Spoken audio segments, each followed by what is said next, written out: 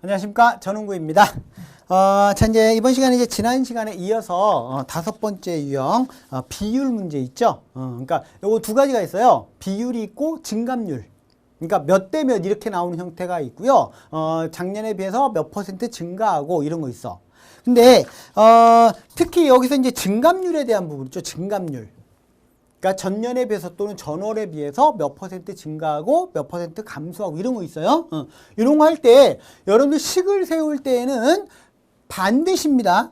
반드시 만일에 뭐 작년에 비해서 몇 퍼센트 증가했을 때 뭐 올해 무슨 뭐 매출액을 구하라든지 아니면 뭐 신입사원의 수를 구하라든지 이런 거 있잖아요. 올해 거를 구하는 거지만 올해 거를 내가 구하고자 하는 것을 미지수로 놓게 되면 문자로 잡게 되면야 그렇게 되면 식을 세우는데 조금 더 어렵습니다. 그리고 식 자체가 분수 형태가 나와요. 그럼 어렵잖아. 그죠? 풀기가. 그래서 자, 증감률, 증가율 또는 감소율, 이 증감률은 항상 전년도 또는 전월, 전일, 즉 앞에 날짜를 기준으로 식을 세워야 됩니다. 아시겠죠? 자, 식 세우는 거는 뭐 선생님이 지금 그 수학 강의하는 게 아니라고 했으니까. 자, 여기서 이제 중요한 거는 역시 이 문제도요, 수의 특징을 최대한 이용해야 된다. 그러면 때로는 딱 보면서 답이 뭐네? 이런 것들이 있어요. 의외로 많습니다. 의외로. 선생님이 지난 시간에 조금 여러분들이 아마 지루했을 거예요. 너무 길어서. 그치? 최소한 이게 60분 내에는 끝내야 되는데 이게 선생님 자세하게 설명을 해주려고 하다 보면 자꾸 막 길어져요. 그냥 핵심 얘기하고 싹 넘어가면 금방 되는데 왜 그러냐면 지금 요 강의를 듣는 학생들, 이 강의를 시청하는 학생들이 좀 흔히 말하는 수학을 손 놓은 학생들이 상당히 많습니다. 그러다 보니까 핵심 딱 얘기 넘어가면 이해를 못해요. 그러다 보니까 자꾸 왜 그런지 또 설명하고 또 설명하다 조금 더 길어졌어요. 자, 조금 양해를 부탁드리고요. 자, 수의 특징을 최대한 이용해라. 요게 때로는 딱 보면 답이 무조건 몇 번이네 이런 게 있어요.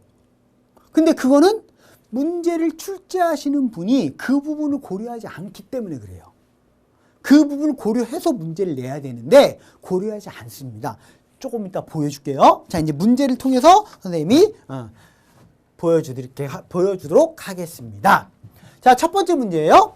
자, 이거 이제 증감률 문제인데 S기업의 올해 남자 직원과 여자 직원의 수는 작년에 비해서 남자 직원은 8% 증가하고 여자 직원은 10% 감소했다.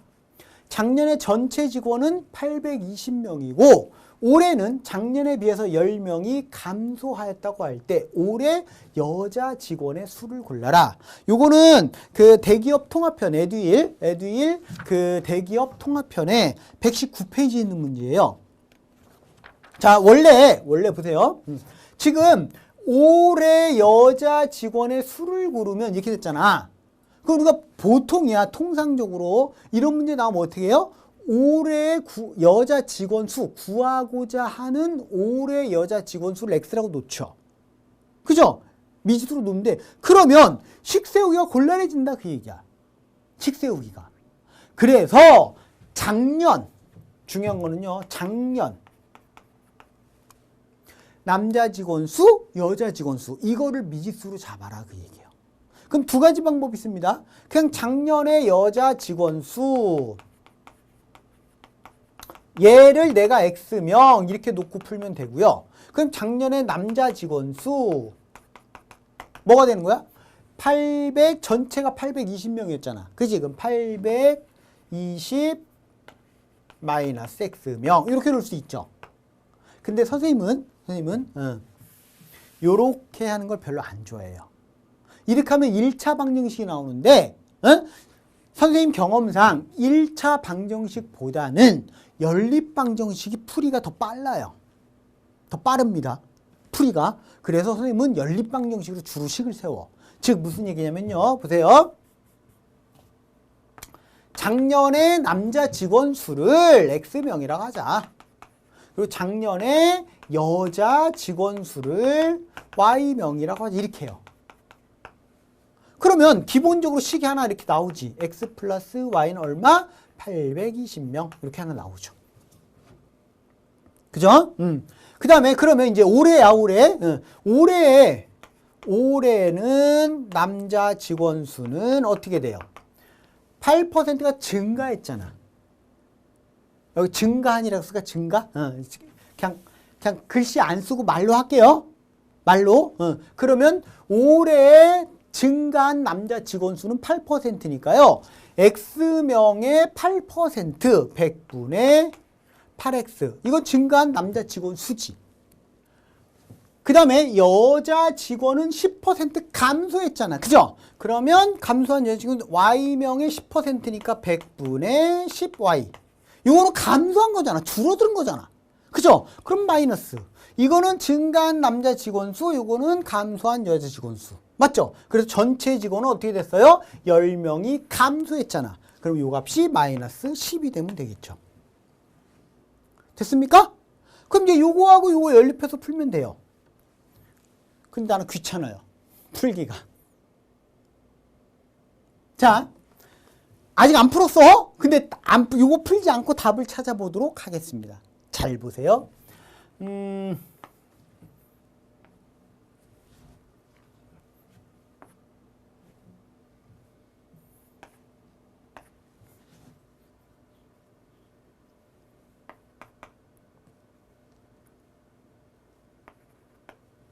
1번. 답 1번이에요. 이거 안 풀었어, 나. 그냥 문제만 읽고서 1번이라고 했습니다. 그럼 이제 1번이 맞았나 확인해 볼게요. 확인한 다음에 어떻게 풀었는데요? 그거를 설명해 줄게. 자, 일단 이거 이제 풀어야 되거든요. 자, 이거 일단 그냥 양변에 100을 다 곱해버리면 이렇게 하면 되죠. 이렇게, 그지? 그 다음에 여기다가 10을 다 곱해버리면 10x 플러스 10y는 8200. 그래서 두 개를 더해버리면요. 더해버리면 없어지고 18x는 요거 하면 7200이 되네요. 됐죠? 그러면 x가 나왔습니다. x는 420명. 어이! 400. y가 420이지, 그지? x는 8, 30, 400. 그다음에 y는 그럼 420이겠죠? 요렇게 나왔습니다. 요걸로. 그쵸? 잘 봐요. 여기서 y가 뭐였어? 작년 여자 직원 수요. 작년 여자 직원 수가 420명이었습니다. 근데 올해는요, 10% 감소했잖아. 그럼 42명 빼면 되죠. 그죠? 그럼 8, 7, 378. 맞잖아. 1번. 근데, 선생님, 혹시 아까 이거 머릿속으로 막 계산해 놓은 거 아닙니까? 그래 놓고서 이렇게 해서 쇼한 거 아닙니까? 쇼한 거? 잘 들어요. 그럼 선생님은 나는 어떻게 풀었는데요? 참고로 다시 한번 얘기하면 선생님 계산력이 상당히 느린 사람이에요. 결코 빠르지 않습니다. 그냥 평범한 거예요. 그런데 어떻게 딱 보고서 일단 얘들은 왜 지웠습니까? 그 얘기를 먼저 할게요. 잘 들어. 지금 내가 구하고자 하는 것은 이 문제를 풀기 전에요. 이 문제를 풀기 전에 자, 선택지를 쭉 본 다음에 여러분 선생님 머릿속에 뭐가 박혀 있냐면 이런 문제를 딱 읽으면 뭐가 딱 자동으로 튀어나와. 이건 연습에 의한 거야. 연습과 사고력, 잔머리. 보세요. 올해 여자 직원은 작년에 비해서 어떻게 돼? 10% 감소했잖아. 10% 감소했잖아요. 그 얘기는 뭐예요? 이게 아니지, 이게 아니죠, 이거지. 작년에 비해서 10% 감소했으니까 올해 여자 직원 수는 작년 여자 직원 수의 작년의 90%라는 얘기잖아요. 맞죠? 작년 직원 수의 90%야. 올해 직원 수가, 여자 직원이. 올해 여자 직원 수는 작년에 90%입니다. 야, 90%. 이해했어요? 여기까지 아무런 문제 없죠? 이게 핵심 포인트야. 즉 무슨 얘기냐면 자, 작년에 여자 직원 수가 몇 명이 있어요? 그냥 X명이라 할까? X명? 작년에 여자 직원 수. 그러면 올해의 여자 직원 수는 10% 감소했으니까 작년에 90%입니다. 즉 이겁니다. 0.9x입니다. 맞죠? 그런데 이거 보고 어떻게 지원합니까? 이거 막 왜 지웁니까? 잘 들어요. 사람 수는 몇 점 몇 명이 나올 수가 없어. 반드시 자연수가 나와야 돼. 맞죠? 몇 명 이렇게. 즉 요 값이 자연수가 돼야 된다고요. 자연수, 정수. 소수가 나오면 안 된다고. 그쵸? 그럼 요 값이 정수가 나오려면 x는 반드시 뭐의 배수가 돼야 돼요? 0.9 곱하기 어떤 놈이 이놈이 정수가 나오려면 기본적으로 얘는 뭐의 배수? 10의 배수. 맞죠? 기본적으로 얘는 10의 배수가 돼야 돼요. 그 다음에 요 값은 그죠? 요 값은 10의 배수가 돼야 돼. 그럼 0.9x는 요 값은 x가 10의 배수면 0.9x는 반드시 뭐가 되게 돼 있어요? 맞죠? 봐봐. x가 10의 배수야. 10 곱하기 뭐야? 그럼 여기다 0.9를 곱해주면 이렇게 나오잖아요. 그쵸? 쉽게 얘기하면 작년에 여자 직원수 반드시 10명, 20명, 100명, 110명, 120명 이런 식으로 나가야 된다고. 작년 여자 직원수가 115명 이거 나올 수가 없다고. 그런 거는. 맞죠? 그잖아요. 작년 여자 직원수가 만일에 115명이야? 그거의 10%면 어떻게 돼? 11.5명이 감소하는데 사람 수가 어떻게 11.5명이 나와? 이해 가죠? 그러니까 작년에 여성 직원수 반드시 10의 배수예요. 즉 몇백 몇십 명 이렇게 나와야 되거든? 몇백 몇십 명. 근데 거기다 곱하기 0.9를 하면 어떻게 돼? 9의 배수 나오죠? 올해 여자 직원수 이게 핵심 포인트. 이게 핵심 포인트. 뭐라고? 9의 배수가 돼야 돼. 반드시. 9의 배수. 올해 여자 직원수는 반드시 9의 배수가 돼야 됩니다. 얘 9의 배수 되죠? 선생님 이걸 중학교 1학년 때 배수 판정법 배웠잖아. 각 자리의 수의 합이 3의 배수이면 그 수는 3의 배수이고 각 자리의 수의 합이 9의 배수이면 그 수는 9의 배수이다. 중학교 1학년 때 나와요. 중학교 1학년 그것도 초반에 정수 배울 때. 맞죠? 그때 배운다고요. 배수 판정법에서. 그러면 봐봐요. 야, 얘는 각 자리의 수의 합 딱 하면 18. 그 9의 배수 돼요. 얘는 더하면 17이니까 9의 배수 자체가 될 수가 없어요. 얘도 더하면 18 돼요. 얘는요 더하면 12 안 돼요. 안 돼요. 이해 갔습니까? 각 자리의 수의 합. 이거 더하면 10, 안 되죠. 이거 더하면 7 안 되잖아요. 9의 배수가. 그러니까 이거 세 개는 지운 거야 내가. 오, 그럼 둘 중에 하나가 답이네. 맞죠? 둘 중에 하나 답이야. 그럼 1번 해보고 안 나오면 이게 답인 거예요. 그러면 1번 가지고 거꾸로 하는 거야. 이제 거꾸로. 자, 올해 자 보세요. 올해 여자 직원이 378명이면 작년에 여자 직원이 몇 명이었다는 얘기입니까? 이게 지금 10%가 깎인 게 감소한 게 378이니까요. 즉 요걸 0.9로 나눠주면 작년도 여자 직원 수가 나와요. 그럼 378 9로 나눠보세요. 그죠? 그럼 9, 4, 36, 9, 28. 즉 420명. 작년에 420명이었다는 얘기입니다. 그죠? 그래서 10%가 줄어서 요게 42명이 줄어서 얘가 됐다는 얘기입니다. 맞죠? 그러면 이것만 가지고 어떻게 합니까? 봐봐요. 자, 작년이 820명이었어 전체가. 그럼 여자가 420은 남자가 400명이 됐다는 얘기잖아요. 맞죠? 그럼 400명의 8%, 48에 32명. 증가했죠? 남자는 32명 증가했어요. 여자는 42명 감소했어요. 마이너스. 그럼 전체적으로 10명이 감소했네? 그럼 맞네. 1번. 이렇게. 이해 갔죠? 그 다음에 요거를 잠깐 볼게요. 요거를.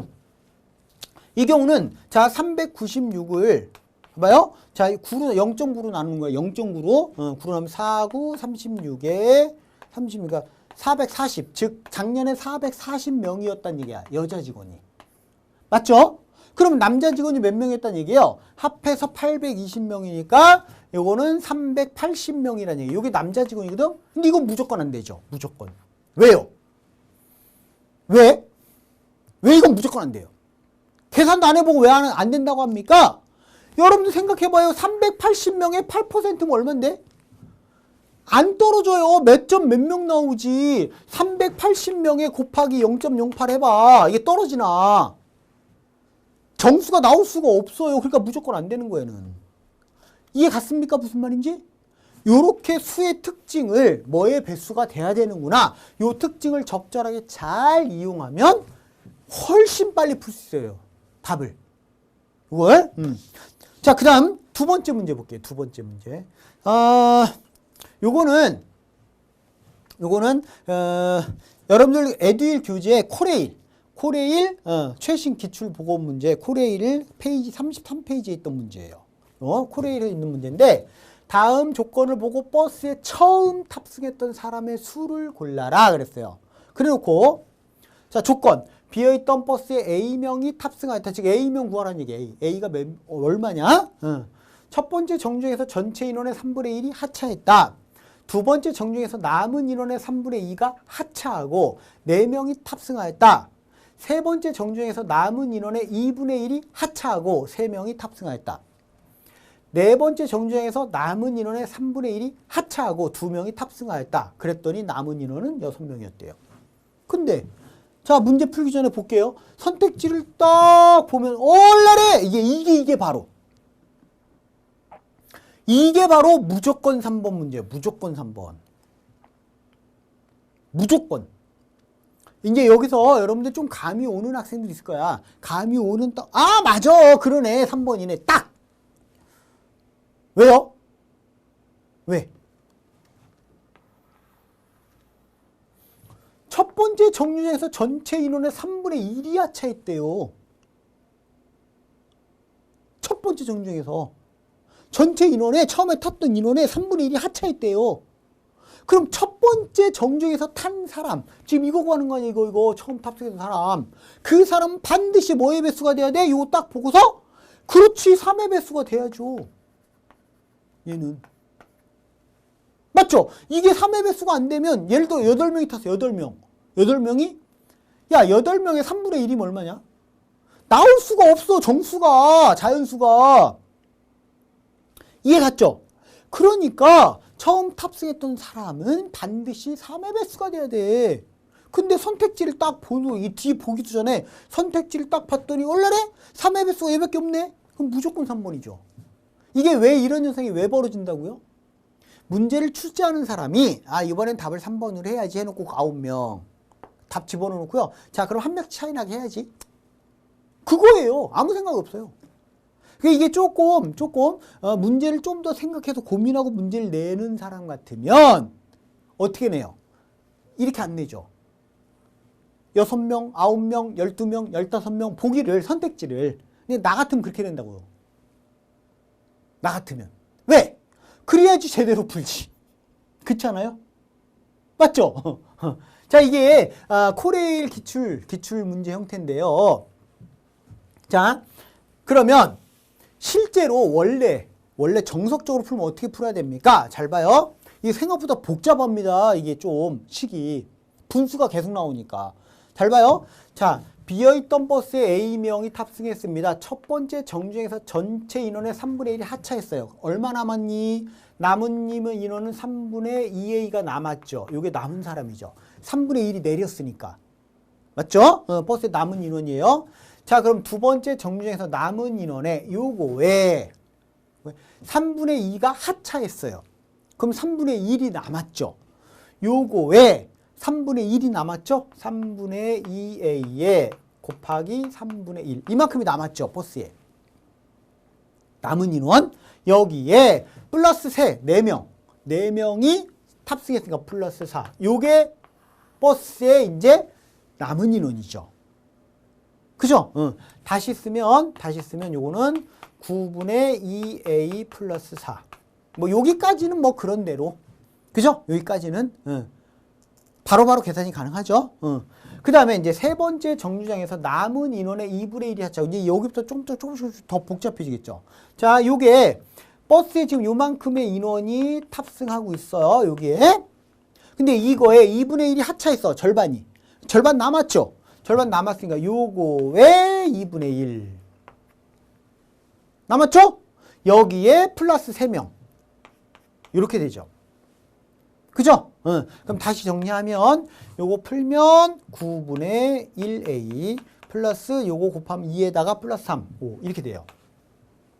요게 버스에 탑승하고 있는 인원이죠.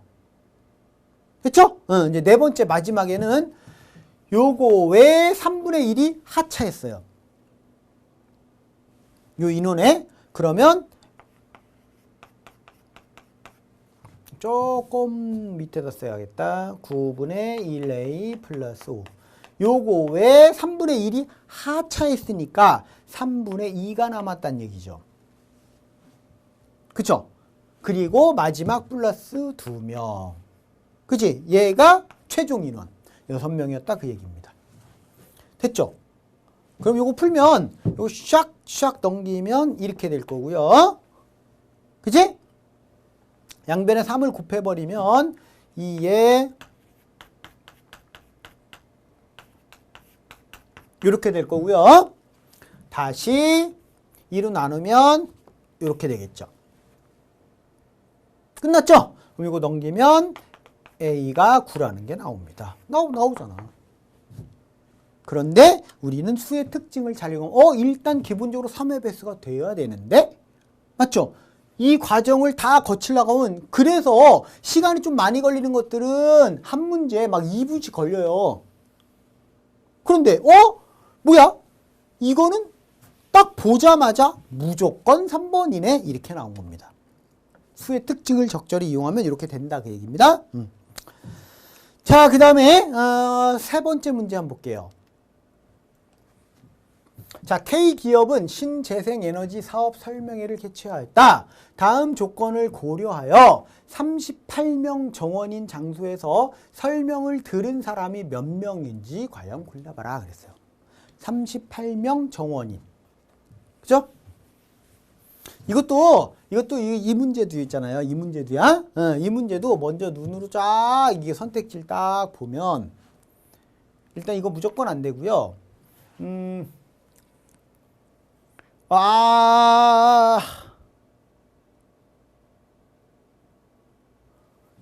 띡 이건 다 가능하네. 이거 다 가능하네. 요거는 안타깝게도 무조건 답은 될 수 없어요. 안타깝게도. 왜냐면 38명 정원인 장소에서 설명을 들은 사람이 몇 명이냐 그랬는데 그쵸? 이게 전부 다 38의 배수거든. 나 그거 본 거예요 지금. 문제 풀기 전에 38의 배수를 먼저 본 거야. 자, 볼게요. 조건을 볼게요. 설명회는 10개의 장소에서 동시에 이루어졌다. 설명회 장소는 38명 정원, 40명 정원 두 가지 타입이 혼재되어 있다. 그러니까 38명 정원인 데가 있고 40명 정원인 데가 있대요. 설명회는 정부 관계인이 전체 참석 인원의 13분의 6을 차지했다. 설명회는 성황리에 종료되어 빈자리가 남아있지 않아. 즉 무슨 얘기예요? 꽉꽉 다 찼다는 얘기입니다. 맞죠? 꽉꽉 다 찼다는 얘기예요. 그러면 요거는 이제 좀 논리적으로 따져서 문제를 풀어야 되는 문제입니다. 간단치가 않죠. 그치? 간단치가 않습니다. 자, 지금 38명 정원인 장소, 38명 정원인 장소 몇 군데? 알아요? 몰라요? 몰라요. X개. 그 다음에 40명 정원인 장소.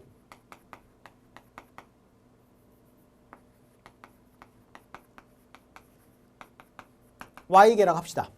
Y군데, X군데, Y군데. 꽉꽉 다 찼대요. 지금 내가 결국에는 이거 구하라는 얘기야. 이게 몇 군데, 이거 몇 군데입니까? 야. 기본적으로 자 X 플러스 Y는 몇 군데? 총 10곳. 맞죠? 또는 이거를 그냥 10-X 이렇게 나와도 돼요. 상관없어요. 선생님이 앞 시간에도 얘기했지만 나는 연립방정식이 편하기 때문에 식을 쓸 때 주로 연립방정식으로 세운다고 그랬습니다. 자, 그 다음에 잘 봐요. 이게 인원수를 봐야 되는데 꽉꽉 다 찼대. 꽉꽉. 그러면 38X 플러스 40Y 38명씩 X군데 40명씩 Y군데 꽉 다 찼대잖아요. 요게 이제 정원이 돼야 돼. 전체 인원이, 참석 인원이. 맞죠? 그런데 이 참석 인원이 몇 명인지 알 수 있어요? 없어요? 몰라요. 이거 먼저 생각해내야 돼요. 이거 먼저 찾아내야 돼요. 여기서 필요한 게 바로 요거예요. 잘 봐요. 설명회에는 정부 관계인이 전체 참석 인원에 이게 전체 참석 인원이거든? 이게 전체 참석 인원인데 요게요. 엥? 뭐가 필요해요?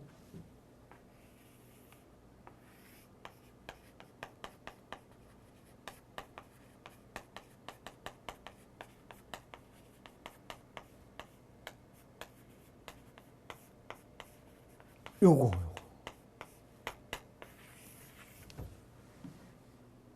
아시겠죠? 전체 참석 인원의 13분의 6이 정부 관계인이래. 근데 어쨌든 전체 참석 인원에 곱하기 13분의 6 한 놈이 이 값이 뭐가 나와야 돼? 정수가 나와야 되거든.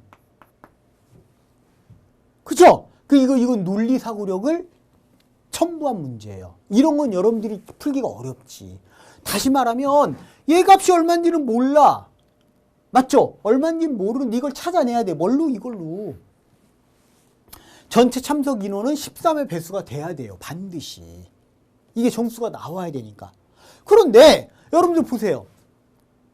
자, 총 10군데, 10곳의 장소가 있어요. 맞죠? 10곳의 장소가 있는데 이 중에 38명 정원인데가 있고 40명 정원인데가 있어.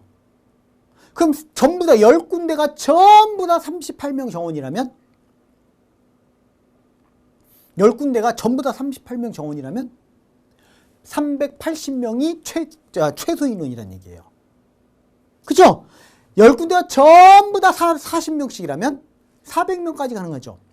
그러니까 전체 참석 인원은 얘는 반드시 380명에서 400명 사이의 값이 나와야 돼요. 됐습니까? 380명 이상 400명 이하가 나와야 됩니다. 그러면서 뭐가 돼야 돼? 13의 배수가 돼야 돼요. 그러면 380 이상 400 이하의 중에서 13의 배수 하나밖에 없죠? 뭐요? 그래 390명 이거밖에 없어요. 이해 갔습니까? 요거 풀어야 돼. 요거 풀어야 됩니다. 됐죠? 응. 자, 그럼 요거 풀어볼게요. 풀어보면 뭐 보나마나 뭐 4번이겠죠. 뭐 보나마나. 자, 요거 풀어볼게요. 이제 4번이 맞는지 봐야지. 자, 요거 풀겠습니다. 여기다가 그냥 40을 곱해보면요. 40 곱해버리면 됐죠? 빼버리세요. 빼면 없어지고 이렇게 뺀 거 이렇게. 요거 빼면 됐죠? 오호. 오케이? 아하, 5군데구나. 근데 자, 이걸 세우는 방법을 설명한 다음에 보나마나 4번이네 라고 했어 내가. 왜 그랬을까요? 이거를 이제 연립방정식 힘들게 풀 필요가 없이 여기서 핵심은 뭐냐면 핵심 전체 참석 인원은 380명과 400명 사이에 뭐다? 13의 배수다. 다시 전체 참석 인원은 380명과 400명 사이에 13의 배수가 돼야 된다. 요게 핵심이에요. 요게 핵심. 요거. 근데 이걸 찾아내면 이제 연립방이 필요 없어요. 에? 연립방이 필요 없다고요. 아, 생각해봐요. 10군데가 전부 다 400명이면, 아니야, 40명 정원이면 400명이 나올 거고, 10군데가 전부 다 38명 정원이면 380명이 나올 거 아니에요. 그런데 390명이 나왔잖아. 그럼 뭐야? 딱 중간이잖아. 정확하게 중간이죠? 가운데. 그럼 뭐라 그랬어, 아까? 반반이지. 38명 정원인 거 반, 40명 정원인 거 반. 딱 중간값이 나왔으니까요. 그죠? 그러니까 40명 정원 5개, 38명 정원 5개. 이거지 뭐 이걸 풀고 있어요. 그래서 190명. 아시겠습니까? 5개. 됐죠? 오케이. 자, 요거 말고도 여러분들 방정식의 활용에 관련된 문제가 나이 문제도 있고요. 시계에 관련된 문제도 있고요. 그 다음에 또 뭐가 있을까? 요일 따지는 이런 형태 문제도 있는데, 요일 따지는 거, 그 다음에 또 날짜 따지는 거, 그 다음에 요거는 날짜 따지는 걸 알아야 돼요.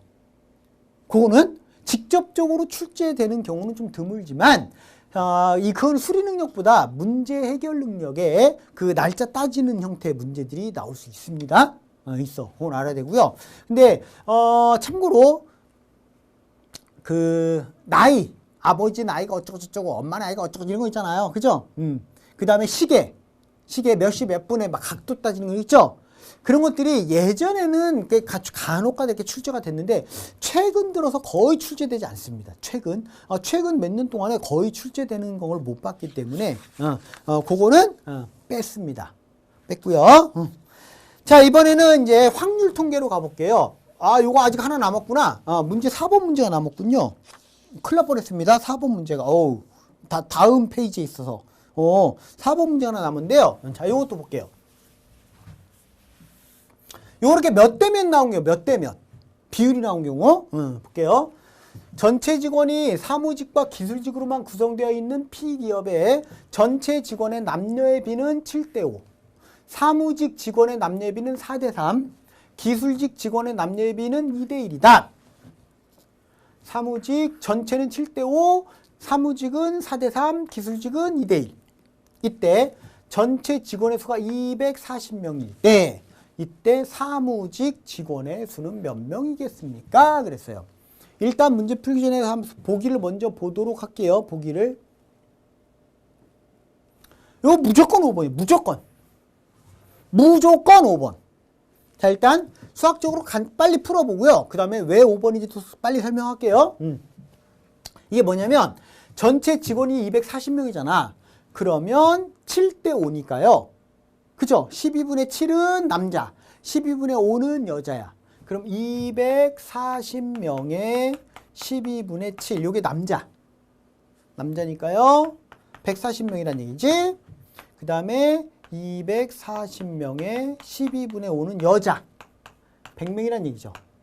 그치? 남자 100명, 여자, 140명, 여자 100명. 요 얘기야. 됐죠? 좀 지저분한가요? 지저분하면 이렇게 할게요. 이렇게요. 남자 140, 여자 100. 요까지. 그 다음에 자, 사무직 직원의 남녀의 비는 4대3. 그럼 사무직의 남자를 4K라고 하겠습니다. 4X라고 하든지 뭐 4X라고 하든지. 그럼 여자는요, 그러면 3X가 되겠지. 남자를 4X명이라고 놓으면 여자는 3X명. 마찬가지로 기술직 남자 2대1이죠. 요거는 Y명 또는 2Y명, Y명 이렇게 놓으면 되죠. 2대1이니까. 됐습니까? 자, 그러면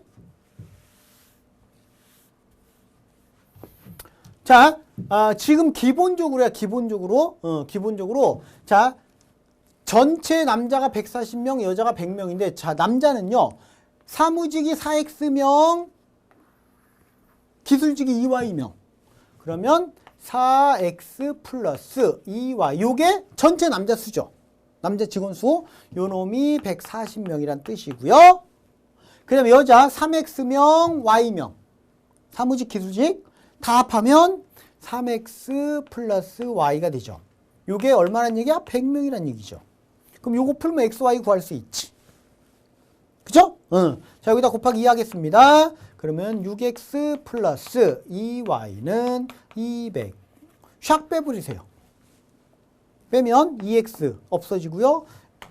2x는 빼면 60. 됐어요? 따라서 x가 30이구나 라는 걸 알 수 있죠. 됐죠? 근데 나는 지금 뭐 구해야 되는데? 사무직 직원 수가 몇 명입니까? 7x 구하라는 얘기예요. 7x. 37에 21. 됐어요? 안 됐어요? 됐죠? 봐봐. 5번. 역시 마찬가지야. 딱 보자마자 무조건 5번이네 그랬어. 내가 무조건 5번. 왜? 나는 문제 풀기 전에 뭘 먼저 봤냐면요. 문제 풀기 전에 보세요. 자, 사무직 직원의 수를 구해야 돼, 내가. 맞죠? 사무직 직원 수. 근데 사무직 직원은 남녀의 비가 4대 3이야. 그럼 사무직 직원 수, 전체 사무직 직원 수, 사무직 직원 수에, 그죠? 여기에 곱하기 7분의 4가 남자고요. 남자. 그죠? 사무직 직원 수의 7분의 3이 여자란 얘기잖아. 맞죠? 근데 나는 요거 구할 거야, 요거 사무직 직원 수. 역시 마찬가지야. 수의 특징을 이용하면. 보세요. 7분의 4 곱하기 뭐가 했을 때 사람 수는 반드시 뭐가 나와야 된다고? 정수가 나와야 돼. 얘는 정수가 나와야 된다고요. 요 값이. 요 값이 정수가 나와야 돼. 그러려면 얘는 7로 약분이 가능해야 돼. 즉, 요 놈은 이해 가나요? 그래, 7의 배수가 돼야 돼요. 근데 선택지에 보기에 7의 배수가 얘밖에 없잖아요. 그럼 무조건 5번이지 뭘. 계산할 필요 없이 5번이에요. 만일에 기술직 직원의 수를 구하라 그러면 뭐의 배수가 돼야 돼? 그렇지, 3의 배수. 그 중에서 고르는 거예요. 그러니까 만일에 기술직 직원의 수를 구하라 보기에 나왔을 때 3의 배수 아닌 거 다 찍어버려요. 3의 배수가 만일에 그럼 2개 나오면 어떻게 해요? 2개 중에 하나 해봐야죠. 3개 나오면요? 3개 중에 계산하기 편한 거 먼저 해봐야죠. 이해했죠? 오케이? 자, 이 정도 하고요. 자, 이제 확률 통계로 가보는데, 우선 확률을 먼저 보는데, 여러분들 확률이 보통 어려워라고 생각하는 부분이 뭐냐면요. 조건부 확률이 나오면서부터 이렇게 생각합니다. 조건부 확률이 나오면서부터 어렵게 생각하거든요. 이렇게 생각하지 마세요. 자, 확률 문제를 풀 때, 여러분들 고등학교 확률, 고등학교 교재 확률에 관련된 문제 풀이를 보면 전부 다 어떻게 돼 있어요? 식으로 표현되어 있어요. PA가 얼마고, PA 교B가 얼마고, PB는 얼마고. 그죠? 전부 다 식으로. 그래서 PA 기분 B는 뭐 이렇게 나와요. 그러니까 머리 아픈 거야. 자, 그러니까 직무적성이나 NCS에서는 수능식의 확률 문제는 나오질 않습니다. 수능 4점짜리 확률 문제 절대 안 나와요. 에? 그럼 뭐야? 일반적으로 우리가 현실 생활에서 볼 수 있는 그런 형태의 문제들이 많이 나와요. 특히 조건부 확률과 관련되어 있는 형태의 문제가 많이 나옵니다. 그러니까 뭐 주사위를 던져서 어쩌고저쩌고 이런 문제 잘 안 나온다고. 실무와 관련되어 있는 확률이 나와야 되니까. 뭐 김대리는 어쩌고저쩌고, 김과장이 어쩌고저쩌고 이런 게 나오니까. 그쵸? 근데 그럼 이제 조건부 확률하고 관련된 게 많이 나오는데 여러분들 이렇게 보통 우리가 조건부 확률은 그쵸? 사건 A가 일어났다는 조건 가정하에 사건 B가 일어날 확률 그거를 이렇게 표현하는데요. P, B 기분 A는 PA분의 A가 일어났다는 가정하에 B가 일어날 확률은 A가 일어날 확률 분의 A와 B가 동시에 일어날 확률 이렇게 하죠. 그쵸? 신경 쓰지 마세요. 이 기호가 중요한 게 아니야. 문제만 풀 수 있으면 돼. 아시겠죠? 자, 무슨 얘기냐면 쉽게 얘기하면 뭐 간단한 예를 들어줄게요. 짧게. 주사위 하나를 던질 때 홀수의 눈이 나올 홀수의 눈이 나올 사건을 A라고 하고 소수 알죠? 소수 2, 3, 5, 7 이렇게 그죠? 소수의 눈이 나올 확률 그걸 B라고 하자. 그 사건을 B라고 하자. 잘 들어요. 주사위 하나를 던질 때 소수의 눈이 나올 확률을 구하시오. 그러면 전체가 뭐예요? 주사위의 눈이 1, 2, 3, 4, 5, 6이죠. 이게 전체 집합이죠.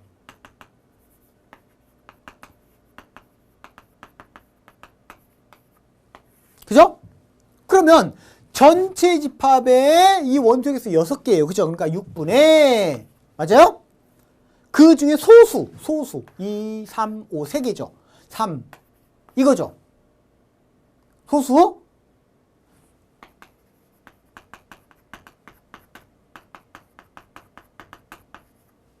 홀수의 눈이 나올 사건을 S, 소수의 눈이 나올 사건을 B, S가 아니라 A, 승질이 급해가지고 A, B라고 합시다. 그 다음에 전체 집합은 S라고 합시다. 우리가 이거를 표본 공간 이렇게 불러요. 이게 이제 집합에서는 전체 집합 이렇게 보면 돼요. 그죠? 그런데 자, 이 조건부 확률이라는 건 뭐냐면 A가 일어났다는 가정하에 잘 들어요. 요거는 다시 말하면 PB가 돼요. PB. 전체에 대해서 B가 일어날 확률이야. 그런데 잘 들어요. 이제 주사위 하나를 던졌더니 홀수의 눈이 나왔다고 한다. 홀수의 눈이 나왔다고 한다. 그 눈이 소수일 확률을 구하시오. 그럼 이건 뭐냐면요. 보세요. 여기서 홀수 135죠. 135. 소수는 235고요. 맞죠? 그래서 원래 PB는 NS분의 NB야. 그래서 6분의 3. 맞죠? 그런데 조건부 확률에 여기서 PA 기분 B야. B 기분 A, B 기분 A. A가 일어났다는 가정하에 B가 일어날 확률은 이거는 뭐냐면 이거예요. 이거. 이거.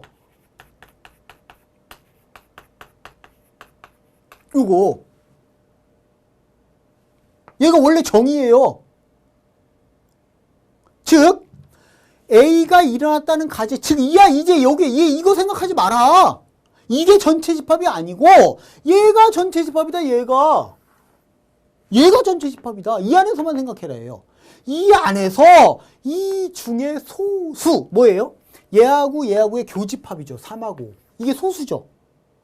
그치? 그러면 3분의 NA는 3이고 NA 교비는 자, 여러분들 지금 이해를 돕기 위해서 정말 자세하게 설명하는 겁니다. 이거. 교집합, 집합으로 설명하는 거예요. 이거예요, 이거. 맞죠? 이게 바로 조건부 확률이에요. 즉, 정리하자면 이게 전체 집합이 표본 공간이 아니야. 시행에서 나올 수 있는 모든 사건이 아니고 A라는 사건이 나왔다는 가정하에야. 즉 A에서만 생각해라는 얘기예요. 요게 핵심 포인트야. 조건분리의 정의. 아시겠죠? 자, 그 다음에 자, 이제 우리가 이제 확률에서 많이 나오는 게 퍼센트로 많이 나옵니다. 특히 저 직무적성이나 NCS에서는 퍼센트가 많이 나옵니다. 특히 많이 나오는데요. 뭐 B가 내릴 확률이 몇 퍼센트고 이런 거 있잖아요. 잘 들어요. 문제에서 퍼센트만 나오는 경우에는 전체 수량을 100 또는 1000와 1000처럼 계산하기 쉬운 숫자로 바꿔서 문제를 풀어도 돼요. 전체가 몇 개인데? 100개. 누구 맘대로 내 맘대로. 100개라고 했더니요. 선생님 100개라고 했더니 이게 소수점이 나와요. 그럼 1000개라고 하세요. 10,000개라고 해도 되고요. 자, 무슨 얘기냐? 문제 보세요. 자, 첫 번째 문제를 볼게요. A 회사에서는 A, B 두 개의 공장에서 제품을 생산하는데 전체 제품의 55%는 A 공장에서 생산하고 나머지 45%는 B 공장에서 생산한다. 또한 A 공장에서 생산된 제품의 불량률은 6%이고 B 공장에서 생산된 제품의 불량률은 8%이다. 최대리가 구입한 P회사 제품 한 개가 불량품이었을 때 그 제품이 A 공장에서 생산된 제품일 확률을 구하라 그랬어요. 여러분들 이게 실제로 옛날 수능식 형태 문제 이런 문제가 나왔었습니다. 수능 문제 대학 이런 유형이. 그쵸? 그럼 그런 문제집 풀이보면 다 어떻게 돼 있어요? PA는 어쩌고 저쩌고 PB는 어쩌고 저쩌고 PE는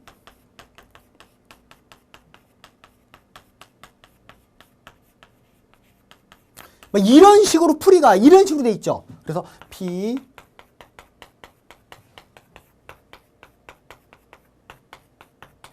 맞죠? 그러니까 우리가 공부하기 싫었던 거야. 그러니까 실제로 선생님도 고등학교 다닐 때 확률 너무 싫어했어요. 근데 알고 봤더니 사실은 20몇 년 동안 강의하면서 야 이게 이렇게 쉬운 걸 이렇게 어렵게 공부했구나. 확률 통계 뭔 놈의 기호가 이렇게 많아. 뭔 놈의 기호가. 이런 식으로 공부를 해놓으니까 그쵸? 왜 이렇게 하는데? 잘 들어요 지금부터. 왜 힘들게 살아? 쉽게 살지. 잘 봐요. P회사에서는 A, B 두 개의 공장에서 제품을 생산하는데 전체 제품의 55%는 A 공장에서 나머지 45%는 B 공장에서 야 P회사에서 제품 전체 만든 제품 전체가 몇 개인데? 그래 그거예요. 100대 1000개 놓고 풀으라고 그냥. 어차피 퍼센트만 나왔는데 뭘. P회사 제품이 100개든 1000개든 10,000개든 100,000개든 그쵸? 이 답은 변함이 있으면 안 되잖아. 답은 똑같아잖아. 맞죠? 그러니까 계산하기 편하게 100개 1000개 이렇게 놓으라고요. 근데 지금 이 경우는 100개보다는 1000개가 편하겠죠. 1000개나 10,000개. 왜요? 100개로 놔도 여기 큰 문제는 없는데 그럼 여기서 소수점이 나와요. 자 무슨 얘기냐면 전체가 몇 개라고요? 100개. 그러면 A회사에서 55개 B 공장에서 45개 이렇게 만들어낸다는 얘기잖아. 근데 보세요. 55개 6% 그럼 곱하기 0.06 하면 어떻게 돼요? 소수점이 나오잖아. 맞지? 소수점이 나와요. 그러니까 자 전체 몇 개요? 어디 갔어요? 전체 제품 몇 개? 1000개. 누구 맘대로 내 맘대로. 이렇게 해놓고 문제 풀었는데 틀렸어? 내가 책임져. 내가 책임집니다. 그때는. 그러면 A 공장에서 몇 개? 550개. 그죠? B 공장이 몇 개? 450개. 이렇게 만들었어요. 그 중에 잘 봐요. A 공장에서 생산된 제품의 불량률이 6%래요. 550개 중에 6%. 6530, 6530 몇 개? 33개. 이게 불량품이란 얘기입니다. 이 중에 33개가 불량품이에요. 맞죠? B 공장은 8%래. 450개 중에 8%래. 곱하기 0.08. 85, 40, 86에 85, 84, 32. 36개 맞죠? 36개죠? 48에 32. 됐습니까? 그러면 전체 1000개 중에 전체 1000개 중에서 결국에는 불량품은 총 몇 개예요? 33개, 36개니까 총 몇 개예요? 이거 합한 거 69개가 불량품이에요. 맞죠? 그런데 봐요. 최대리가 구입한 P회사 제품 한 개가 얘가 제품 하나 구입했어. 했는데 불량품이었대 그놈이. 그럼 뭔 얘기야? 이 중에서 하나 구한 거 이 중에서 하나 고른 거 아니야. 이해 갑니까? 이 중에서 하나 골랐다는 얘기예요. 이 중에서. 맞죠? 그럼 69개 중에 하나인데 그놈이 A 공장에서 생산된 제품일 확률을 구하랬으니까 그 중에 33개는 A 거잖아요. 36개는 B 거잖아요. 그러니까 69개 중에 33개가 A 거니까 그 제품이 A 공장에서 생산됐을 확률은 이게 되는 거예요. 즉 무슨 얘기야? 전체 이런 제품의 개수는 의미가 없어. 전체. 어? 그냥 전체 제품 몇 개라고 놓고 했을 때 얘가 어차피 고른 건 어차피 불량품이거든. 그 불량품은 A 공장에서 나온 게 33개, B 공장에서 나온 게 36개야.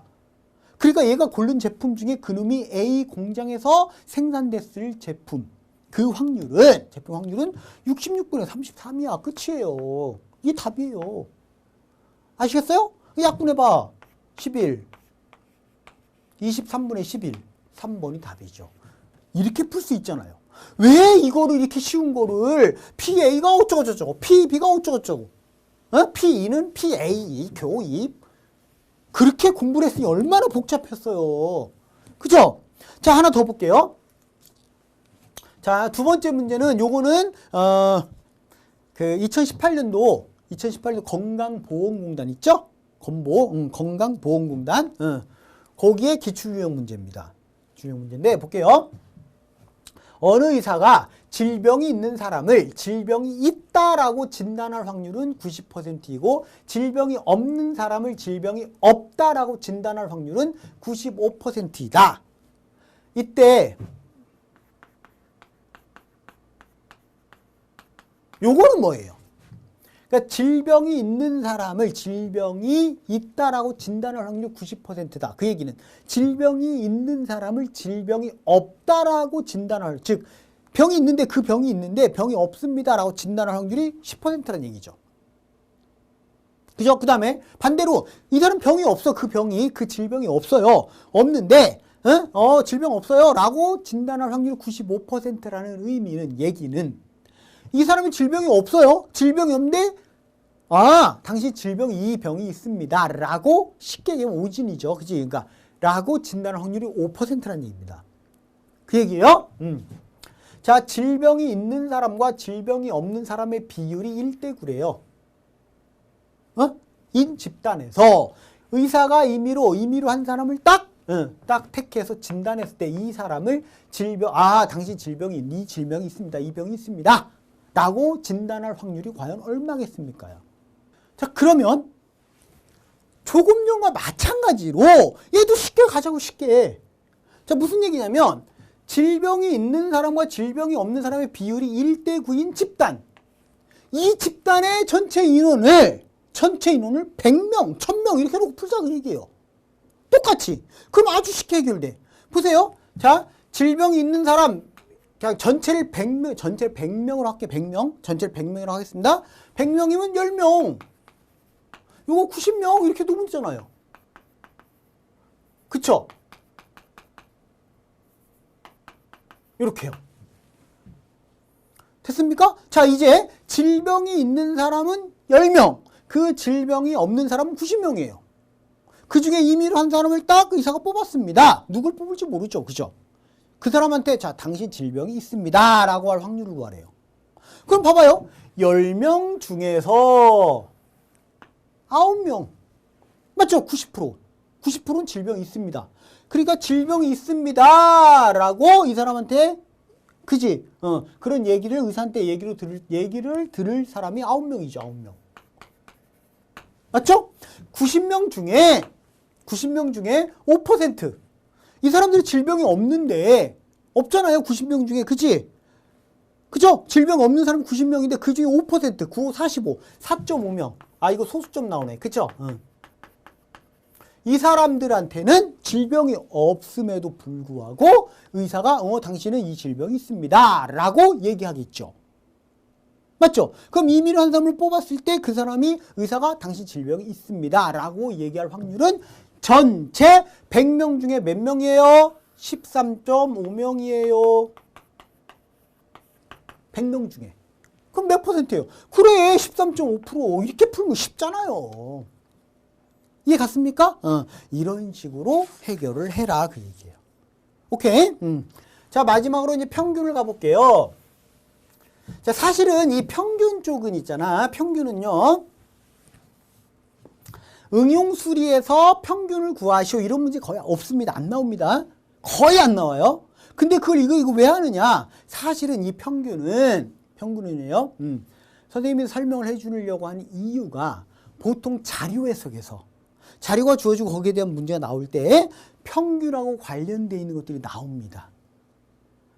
예를 들어서 몇 년부터 몇 년 동안 5년 동안에 평균 매출액이 얼마다. 이거 옳다 그랬다 따질 때 이거 평균 해봐야 될 거 아니야. 맞죠? 그래서 이 평균은 있잖아요. 응용수리 쪽에서 그렇게 많이 나오진 않습니다. 많이 나오진 않지만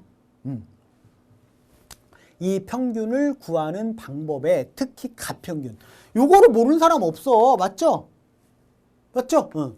별량의 합을 별량의 개수로 나누는 게 평균이다. 다 더한 다음에 나누면 된다. 맞죠? 이거 몰라도 돼요.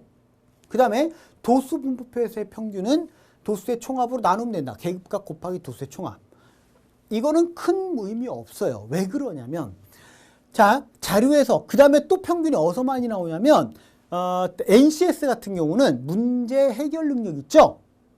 문제 해결 능력 그 중에서 자원관리 능력. 자원관리 능력의 평균과 관련된 연관 평균을 구해서 문제를 해결하는 그런 형태의 문제들이 많이 있어요. 그래서 필요한 거야. 여기서 중요한 거는 뭐냐면 얘야 얘. 이게 중요해요. 이거. 평균을 구할 때 값평균을 이용해서 평균을 구하는 방법. 요거 기억해 둬야 됩니다. 왜? 이거는 이렇게 푸는 거 하고요. 시간적인 면에서 어마어마한 차이 나. 엄청 차이 납니다. 엄청. 몇 배 차이 나요. 특히 자료가 많으면 많을수록. 그 다음에 표에서 즉 도수 분포표에서는 이 차이는 어마어마합니다. 기억해 두세요. 자, 어떻게 풉니까? 평균은 값평균 플러스 과부족의 평균이다. 여기서 말하는 값평균은 뭐냐면 다시 말하면 임시로 지정하는 평균이야. 임시평균. 아, 대충 요 정도 되겠구나. 그래서 가짜 평균이야. 가평균. 우리가 가건물이라고 그러죠. 건물 직전에 그지 임시로 잠깐 있는 거 그것처럼 가평균. 그 다음에 과부족이라고 하는 것은 각각의 별량이나 계급값에서 가평균을 뺀 값.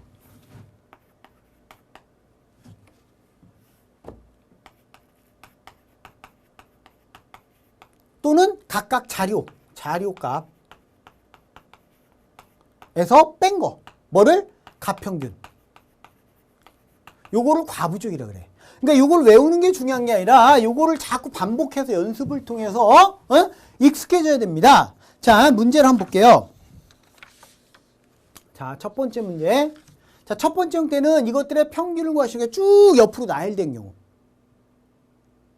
자, 다음은 마케팅 부서에 새로 입사한 신입사원 10명의 토익 점수를 나타낸 것이다. 이 점수의 평균을 구해봐라. 그럼 여러분들 100%야. 다 더한 다음에, 그쵸? 뭘로 나눠? 10으로 나눠요. 틀렸다는 게 아니야. 시간이 많이 걸린다는 거죠.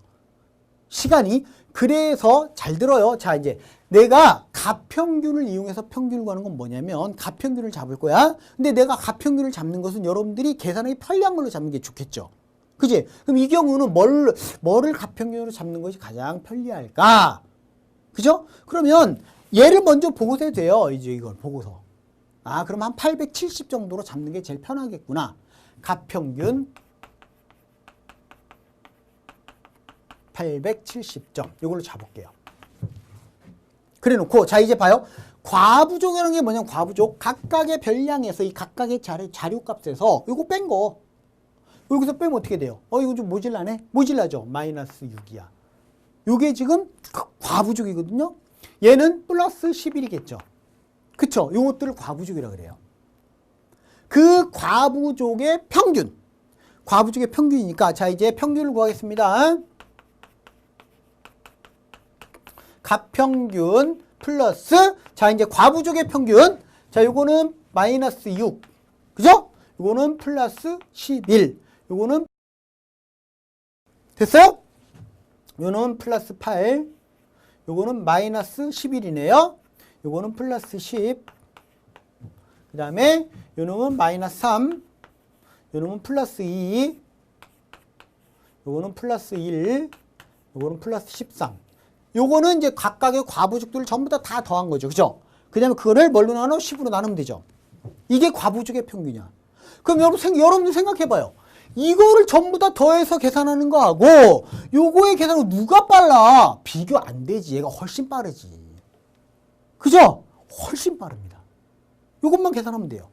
자, 한번 계산해 볼게요. 일단 요놈 같이 없애고요. 요거 같이 없애면 되겠네. 없애고요. 이제 요놈만 계산하면 되네. 요것만. 그죠? 요거 13에다가 빼기 6. 그 다음에 23, 30, 맞나요? 36, 30이네. 30 맞죠? 요거 다 계산하면 30이죠. 그럼 10분의 30이니까 3. 됐어요? 그러면 870 플러스 3. 2번이 답이구나. 이렇게 풀 수 있다 그 얘기입니다. 그죠? 그런데 요놈이 이제 두 번째 문제를 볼게요. 두 번째 문제. 이 경우는 훨씬 더 어마어마한 위력을 발휘합니다. 아까 그 자료가 10개만 됐었죠. 얘는 뭐야? 50개의 자료를 어떻게 한 거야? 표로 정리해서 해놓은 거죠. 도수 분포표에서. 자, 다음은 땡땡공사의 신입사원 모집에 최종 합격한 남녀 50명에 대한 신체검사 결과를 토대로 신입사원들의 키를 정리한 자료이다. 키의 평균을 구해봐라 그랬어요. 근데 사실은 이게 뭐야? 키가 150 이상 160 미만이 5명이라는 얘기죠. 근데 우리 이런 건 평균 구할 때 다 뭘로 바꿔서 해? 계급. 이거는 계급이라 그래. 뭐 이상 뭐 미만. 계급 값으로 바꿔야 돼요. 즉 요거의 중간값. 요거는 155. 요거는 165. 175, 185, 195 이렇게 바꿔야 돼요. 그죠? 그래서 원래는 여러분들 이렇게 풀잖아요. 155 곱하기 5명, 그 다음에 165 곱하기 16명, 더하기 175 곱하기 20명, 더하기, 길다. 귀찮다. 185 곱하기 7명, 195 곱하기 2명. 맞아요? 그래서 전부 다 한 다음에 나중에 50으로 나누는 게 평균이죠. 근데 이거 계산하는데 시간이 어마어마하게 걸리지 않겠어요? 맞죠? 이거를 계산하는데 시간이 어마어마하게 걸립니다. 그래서 값평균을 이용한 평균이 이럴 때 필요하다 그 얘기예요. 잘 들어요? 자, 내가 값평균을 하나 잡어. 값평균. 그러면 뭘로 잡는 게 편해요? 도수 분포표에선 되도록이면 이 도수가 큰 거 있죠. 이거를 잡는 게 편해요. 그래서 요거를 값평균으로 잡자고요. 175를 임시로 내가 평균으로 잡을 거야. 그럼 잘 봐요. 얘는 과부족이 얼마야? 마이너스 20이에요. 얘는 마이너스 10이죠. 얘는 플러스 10, 플러스 20. 자, 여기다 쓸게요. 여기다가 얘는 마이너스 20, 얘는 마이너스 10, 얘는 빵이고요. 과부족이 요 놈은 플러스 10, 요 놈은 플러스 20이에요. 됐죠? 자, 그러면 이제 값평균 조금 전에처럼 값평균을 이용한 평균을 구해볼게요. 그럼 얼마나 빨라지느냐? 자, 175에다가 플러스 과부족의 평균 50분의 봐요? 예. 20점 부족한 사람이 5명 있다는 뜻이거든? 20점이 아니라 20cm가 부족한 사람 평균보다 값평균보다 그치? 그럼 요거 곱하기 요거 마이너스 100 요거 곱하기 요거 마이너스 160 얘는 계산할 필요 없죠. 빵이니까. 빵이니까요. 이거는 플러스 70. 이거는 2, 2는 4 플러스 40. 됐죠? 얼마나 편해요. 암산이 가능하지. 암산이. 그치? 그럼 요거는 요게 110이니까 150, 5, 35 맞죠? 됐습니까? 마이너스 3이겠네. 요거 계산하면. 요거 110이니까요. 그치? 110. 그럼 110 빼면 마이너스 50에 마이너스 150 나누면 약분하면 5, 35 맞죠? 마이너스 3이야. 115, 175 마이너스 3 됐습니까? 그러면 오호 3번이 답이겠네. 이게 빨라져요. 이렇게.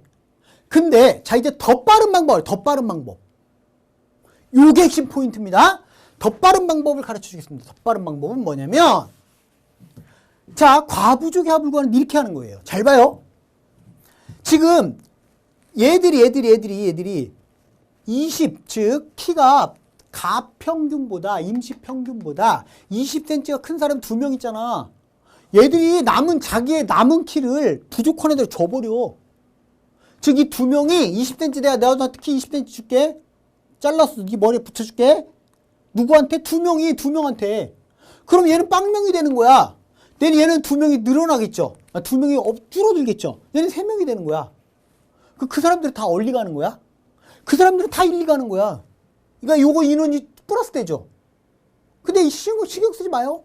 인원이 몇 명이 플러스 되든 신경 쓰지 마요. 에? 어쨌든 내가 일리 줄게. 그럼 여기서 키를 준 사람하고 키를 받은 사람은 다 일리 가는 거야, 일리. 근데 이 인원은 신경 쓰지 말라고요. 몇 명이 되든. 왜? 어차피 여기는 아무리 숫자가 커도 뭐야? 과부족이 0이잖아. 빵.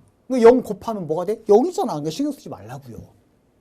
이해갔습니까? 자, 그럼 얘도 마찬가지야. 야, 내가 10cm가 키가 남거든? 너 모질라냐? 내가 줄게. 줘버려요, 얘한테. 7명이 이 7명한테 줘버려요. 빵이 되는 거야.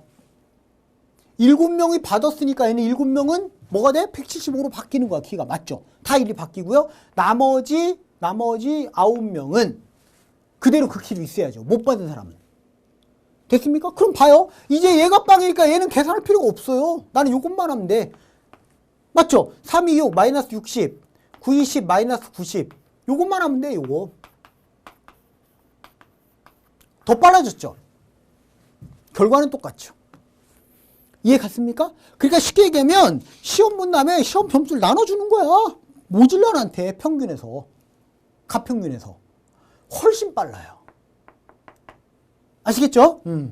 요게 핵심 포인트야. 선생님이 요 강의 핵심은 바로 요게 포인트입니다. 요거를 여러분들 전달해 주려고 그런 거예요. 자, 이번에는 세 번째 문제를 볼게요. 요거는 실제 기출유형 문제입니다. 국민건강보험공단. 건보, 국민건강보험공단의 에듀윌 교재 37페이지에 있는 문제거든요. 자, K국의 남성의 기대 수명은 71.6세이고 여성의 기대 수명은 79.5세이다. K국의 남녀의 성비가 51대 49일 때 K국 전체 인구의 기대 수명은 과연 몇 살이겠습니까? 단 기대 수명은 소수점 둘째 자리에서 반올림한다. 기대 수명을 다른 말로 평균 수명이에요. 에? 기대 수명 다른 말로 평균 수명. 기대값 평균이야. 기대값이 바로 평균입니다. 됐죠? 그럼 자 이제 이 문제 뭐 내가 어려워서 해주려고 하는 거 아니에요. 요령 가르쳐 주려고 그래. 잘 보세요. 자, K국 남성의 기대 수명 71.6세. 근데 남녀 성비가 51대 49예요. 그럼 원래 어떻게 풀어야 돼? 71.6 곱하기 우리가 평균에서 그쵸? 평균을 구하는 데 있어서 가중치, 즉 비중이 더 큰 거는 그치? 그거에 따른 가중치를 곱해서 계산하잖아요. 그치? 가중평균인데 여기에 곱하기 0.51 요렇게 플러스 여성의 기대 수명은 79.5 여성의 평균 수명이 여기에 곱하기 0.49 요거예요. 요거 계산하면 돼요. 여러분들 백발백중 다 이거 계산합니다. 물론 이 교재 해설도 다 이렇게 되어 있습니다. 교재 해설도요. 그럼 이걸 계산하면 뭐 75.5 얼마 이렇게 나오겠죠. 그지? 헐 대박이죠. 계산도 안 해보고 이 답이 4번인 걸 어떻게 합니까? 75.5 얼마가 나오고 어떻게 합니까? 잘 들어야 돼. 여러분들 앞 시간에 지난 시간에 소금물의 농도에서 농도 비율을 이용해서 우리는 이렇게 쉽게 풀 수 있다라고 했죠. 얘도 마찬가지예요. 얘도 마찬가지입니다. 동일한 원리예요. 무슨 얘기냐면 동일한 원리라고요. 자, 남성의 기대 수명이 71.6세예요. 여성이 79.5세예요. 그죠? 그럼 남자와 여자의 평균값을 구해야 돼요. 그지? 그런데 비율이 51대 49예요. 그럼 뭐라 그랬어? 남자가 좀 더 많죠. 이게 질량이 좀 더 많은 거야. 쉽게 사람 수를 질량으로 보자고. 그럼 이 거리가 더 짧아야 돼. 얘보다. 몇 대 몇으로? 49대 51. 이렇게 된다고요. 거리의 비가. 아시겠어요? 41대 51. 49대 51. 그런데 잘 봐요. 49대 51이면 거의 어때? 거의 반반에 가깝죠. 50대 50에 가깝죠. 딱 50대 50은 아니지만 거의 50대 50에 가깝습니다. 즉 정중앙에서 약간만 요만큼 냉꼬만치 정중앙에서 조금만 일리 가면 돼요. 그죠? 그러면 요거와 요거의 정중앙값, 중간값 71.6하고요. 79.5하고 정확하게 중간값이 얼마예요? 70 떼버리고 그쵸? 더하면 11.1이니까요. 70 더하기 11.1하면 돼. 그럼 요거 2로 나누면요. 250 이렇게 나오죠. 그죠? 5.5 이렇게 나와요. 됐습니까? 250 맞죠? 5.5거든? 그러면 정확하게 중간값이 75.55 이렇게 나온다고요. 이렇게. 이거보단 조금 작아야 돼요. 조금. 맞죠? 많이 차이 나면 안 되고. 왜? 49대 51이나 50대 50이나 큰 차이가 있는 건 아니잖아. 이거보다 조금 더 작은 값 찾으면 돼. 그러니까 너 4번 딱 찾은 거야. 75.5세. 그쵸? 그 다음에 또 하나는 선생님이 왜 그랬냐면 얘가 지금 75.54가 될 수도 있고 53이 될 수도 있고 아무튼 뭐 이런 값이 나올 텐데요. 여기 봐봐. 보기 선택지를 봤더니 이거랑 차이가 이 차이가 어때요? 0.5세씩이죠? 이건 차이가 상당히 크다고. 상당히 큰 거야, 이거는? 아시겠습니까? 그쵸? 그러니까, 아하, 이거보다 조금 더 큰 놈, 그냥 75.5 이렇게 찾으면 되겠구나. 75세하고 얘는 엄청 차이 나요. 이해 갔습니까? 여기까지. 됐죠? 어쨌든 75.5보단 좀 더 커야 되고, 75.55보단 조금 더 작아야 되니까, 거기에 가장 가까운 값을 찾는데 얘가 띄엄띄엄 있기 때문에요. 그치? 띄엄띄엄 있잖아요. 만일에 75.4, 75.6 이렇게 나오면 그때는 좀 더 고민해 봐야 됩니다. 좀 더 정확하게 계산해야 돼. 여기 특히 75.6이 있으면.